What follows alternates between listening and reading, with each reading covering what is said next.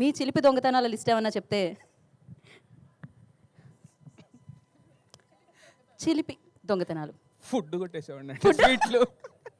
నేను sweet craving ఎక్కువ, so స్వీట్లు కొంచెం బాగానే కొట్టేసేవాడిని. ఓకే. ఫుడ్ అంటే అదొక ఎమోషన్ అండి. సో యా, కాదు పక్కన వాళ్ళది కాదు, ఇంట్లో చెల్లి దగ్గర.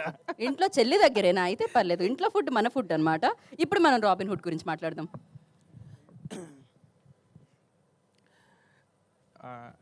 ముందుగా ఇక్కడికి వచ్చిన వాళ్ళందరికీ థ్యాంక్ యూ సో మచ్ అండి. So March 28 summer cinema, first cinema. డెఫినెట్గా నేను కాన్ఫిడెంట్గా నేను ఆర్ఆర్తో చూసుకున్నాను అండి సినిమా. నేను చాలా కాన్ఫిడెంట్గా ఉన్నా సినిమా బ్లాక్ బస్టర్ కొడతామని.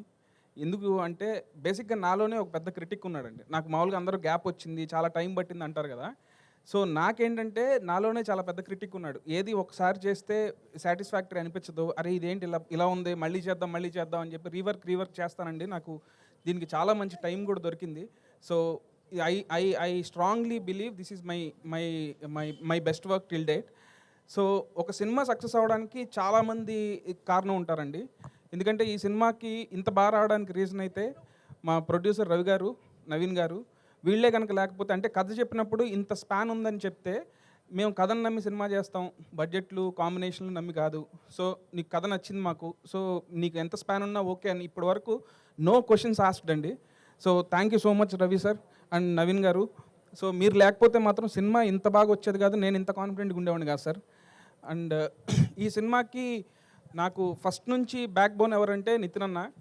సో అంటే ఆయన కూడా అంతే, నన్ను ఎంత బిలీవ్ చేస్తారంటే స్క్రిప్టు ఒకవేళ నేను ఫస్ట్ సినిమా ఓకే అయిన తర్వాత స్క్రిప్ట్ చెప్పినా కూడా కొన్ని సీన్లు చెప్పకపోయినా సరే లేదు నువ్వు చేస్తావని ఆ కాన్ఫిడెన్స్తో ఏ రోజు ఏ క్వశ్చన్స్ అడగలేదు. అండ్ నాకు లాస్ట్ మినిట్లో ఒక ఈ సినిమాలో హీరోయిన్ చేంజ్ అయిన సిచ్యువేషన్ వచ్చినప్పుడు కూడా నేను లీలాని అప్రోచ్ అవ్వగానే తన విని అసలు బ్లైండ్గా ఈ సినిమా చేస్తున్న వెంకి, డెఫినెట్గా నాకు ఈ సినిమా కథ నచ్చింది and I love your direction అని చెప్పి సినిమా ఓకే చేసినందుకు Leela thank you so much Leela. And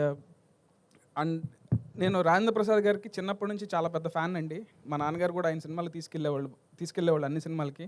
sir ఈ సినిమా మాత్రం మిమ్మల్ని ఊహించుకొని రాశాను sir. John Snow character Janardhan Sunnipenta నుంచి ఆయన ఏజెంట్ జాన్ స్నోగా మారి ఈయన ఎంత ఫన్ చేస్తారనేదే సినిమాలో మీరు అందరూ చూడాలండి. అండ్ ఒకటి మాత్రం కాన్ఫిడెంట్గా చెప్తున్నా అండి, ఈ సినిమా సక్సెస్ అయితే నా టీమ్ ఆఫ్ టెక్నీషియన్స్, నా టీమ్ ఆఫ్ ఆర్టిస్టులు అందరూ పార్ట్ అండి. సినిమా ఏదైనా తేడా జరిగితే నేను ఒక్కడనే కాదు, మీరందరూ నన్ను వేసుకోవచ్చు. ఎందుకంటే నేను అంత కాన్ఫిడెంట్గా ఉన్నా సినిమా డెఫినెట్గా బ్లాక్ బస్టర్ కొడుతున్నాం అనే కాన్ఫిడెన్స్ ఉంది నాకు. సో సినిమా సక్సెస్కి నా వెనకాల ఉన్న వాళ్ళు, నా టీం డిఓపి శ్రీరామ్ గారు, నా ఎడిటర్ కోటి అండ్ నా music director GV Prakash and నా ఆర్ట్ డైరెక్టర్ రామ్ కుమార్ గారు, ఇలా నాతో పాటు ఉన్న మా ఏడీస్ అందరూ కూడా చాలా బాగా కష్టపడ్డారండి. Thank you so much. మీరందరూ March 28 చూడండి.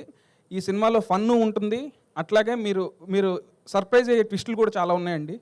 అండ్ ఈ సినిమాని చెప్పగానే ఎగ్జైట్ అయ్యి స్మాల్ క్యామియో రోల్ అయినా యాక్సెప్ట్ చేసిన డేవిడ్ వార్నర్ కూడా థ్యాంక్ యూ సో మచ్.